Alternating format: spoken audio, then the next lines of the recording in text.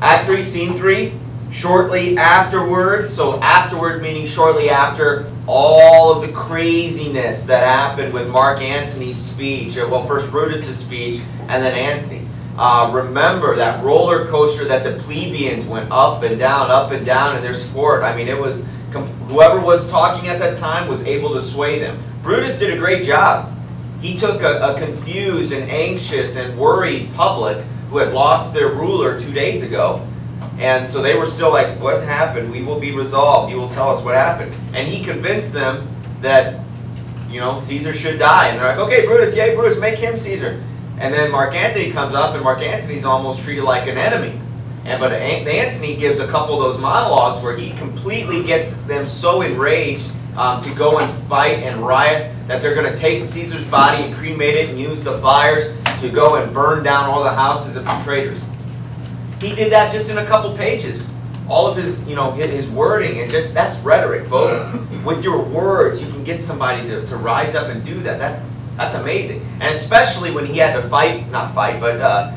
give those play by the rules of the conspirators for the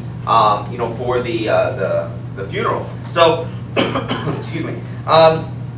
It's just a very important part, and that's why I believe that's the most famous scene in the whole play. But Scene 3, this is a short time afterwards where we're going to see this individual named Cinna, which this is a very minor conspirator from the previous pages. There's another guy named, it's almost like two guys named Steve. And he runs into, not the conspirator, but the other guy named Steve. They go, what's your name? I'm Steve. Oh, well, you're a conspirator. No, I'm not, but mob mentality, they go and they just, it's not very good for Cinna, just because he has the name. So follow along. This is the end of Act 3. Scene 3, shortly afterward. A street near the Forum. Enter Cinna the poet, and after him the plebeians. I dreamt tonight that I did feast with Caesar, and things unluckily charge my fantasy. I have no will to wander forth of doors, yet something leads me forth. What is your name? Whither are you going? Where do you dwell? Are you a married man or a bachelor? Answer every man directly. Aye, and briefly. Aye, and wisely. Aye, and truly, you were best. What is my name? Whither am I going? Where do I dwell? Am I a married man or a bachelor? Then to answer every man directly and briefly, wisely and truly, wisely I say, I am a bachelor. That's as much as to say they are fools that marry. You'll bear me a bang for that, I fear. Proceed directly. Directly? I am going to Caesar's funeral. As a friend or an enemy? As a friend. That matter is answered directly. For your dwelling briefly? Briefly, I dwell by the Capitol. Your name, sir, truly? Truly, my name is Cinna. Tear him to pieces. He's a conspirator. I am Cinna the poet. I am Cinna the poet. Tear him from his bad verses. Tear him for his bad verses. I am not Cinna the conspirator. It is no matter. His name's Cinna. Pluck but his name out of his heart and turn him going. Tear him, comebrands, ho, firebrands, to Brutus's, to Cassius's, burn all, some to Decius's house, and some to Cascus, some to Ligarius's, away, go! All the plebeians exit, dragging off Cinna.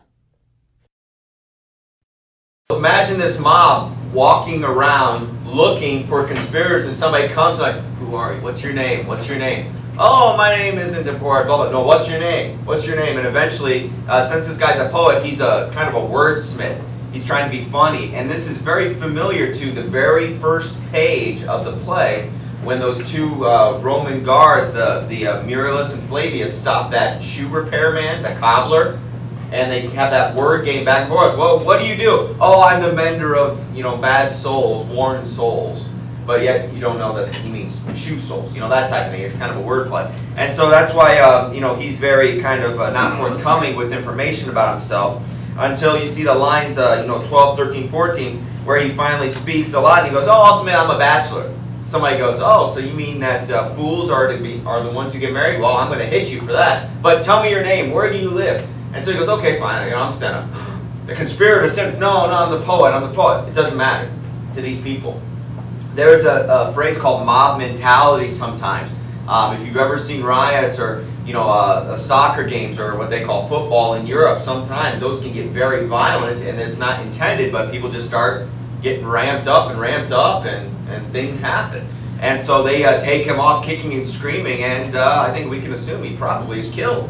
But we don't see the actual death on stage. They just whoop him and drag him off kicking and screaming. But just because his name is Cinna, the fourth plebeian at the bottom, right after Cinna says, "I'm not Cinna the conspirator," it's no matter. His name's Cinna. So pluck him by thy name. So, he's done. He's done just because his name is Cinna. So at the end of this act, we have really the ball has rolled. All of the action that needed to lead us to these wars has happened. We've seen Brutus and Cassius shooting out of Rome because of the tide has turned as a result of Antony's speech.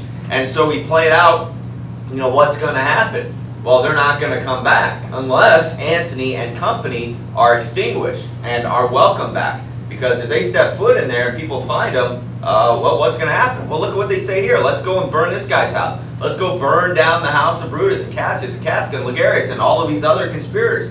So it's not a safe place for the conspirators. So they're going to have to build up an army and have a war and fight back in order to take control. Now, obviously, Antony is not going to want to do that. And as we discussed in our background information, he's going to develop a triumvirate, which is a ruling class of 3. And so he's going to do that with Octavius Caesar and another general who we'll see in a little bit. But Octavius is the one that he says, come and, we'll meet, and then they'll finally have a discussion. So